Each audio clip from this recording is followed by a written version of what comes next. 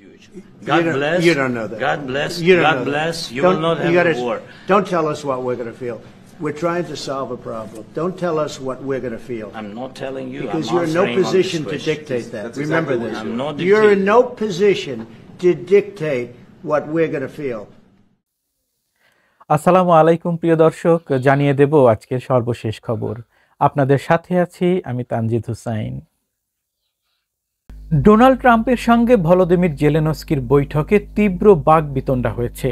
এদিন ইউক্রেনের বিরল খনিজ সম্পদ নিয়ে যুক্তরাষ্ট্রের সঙ্গে চুক্তি স্বাক্ষরের কথা থাকলেও দুই নেতার মধ্যে বাকবিতণ্ডার পর সেটি আর হয়নি।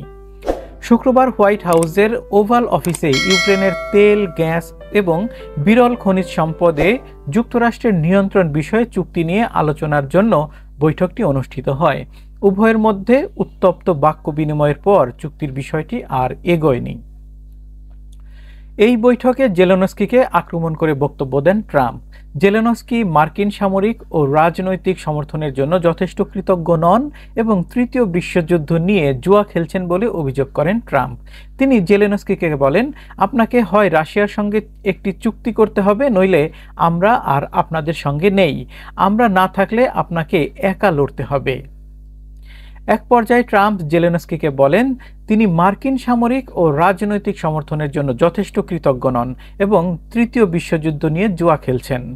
ট্রাম্প ইউক্রেন যুদ্ধ দ্রুত শেষ করতে চান, রাশিয়ার সঙ্গে সম্পর্ক উন্নত করতে চান এবং ইউক্রেনে ব্যয় করা অর্থ পুনরুদ্ধার করতে চান।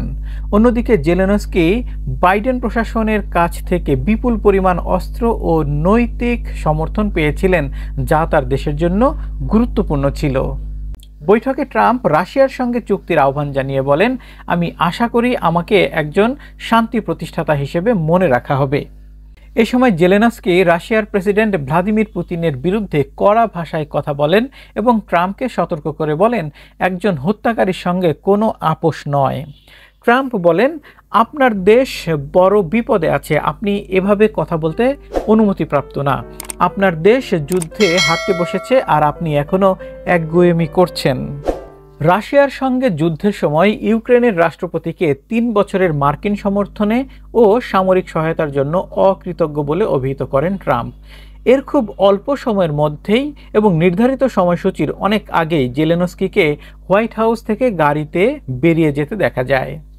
এদিন ইউক্রেনের খনিজ সম্পদে যুক্তরাষ্ট্রের নিয়ন্ত্রণের বিষয়ে দুই দেশের রাষ্ট্রপ্রধানের একটি চুক্তির শর্তের মধ্যে ছিল ইউক্রেনের রাষ্ট্রীয় মালিকানাধীন খনিজ সম্পদ থেকে আয়ের অর্ধেক একটি পুনর্গঠন তহবিলে জমা দিবে কিয়েভ।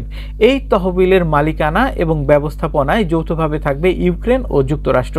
এই তহবিলের অর্থ কিভাবে ব্যয় করা হবে এবং কোন কোন খনিজ সম্পদের আওতায় থাকবে সে সম্পর্কে এখনও নির্দিষ্ট কোনো কিছু জানানো হয়নি। তবে বলা হয়েছে এর মধ্যে খনিজ সম্পদ, জ্বালানি তেল এবং প্রাকৃতিক গ্যাসের পাশাপাশি গ্যাস টার্মিনাল ও বন্দরের মতো অবকাঠামোগুলো এর আওতায় থাকবে। এই চুক্তির আর্থিক মূল্য কত তা এখনও স্পষ্ট নয়, তবে ট্রাম্প আশা প্রকাশ করেছিলেন এতে মার্কিন যুক্তরাষ্ট্র শত শত বিলিয়ন ডলার লাভ করবে। আর জেলেনস্কি বলেছেন তিনি এমন কোনো চুক্তিতে সই করবেন না যেখানে তার দেশকে কয়েক প্রজন্ম ধরে ঋণের বোঝা বইতে হবে।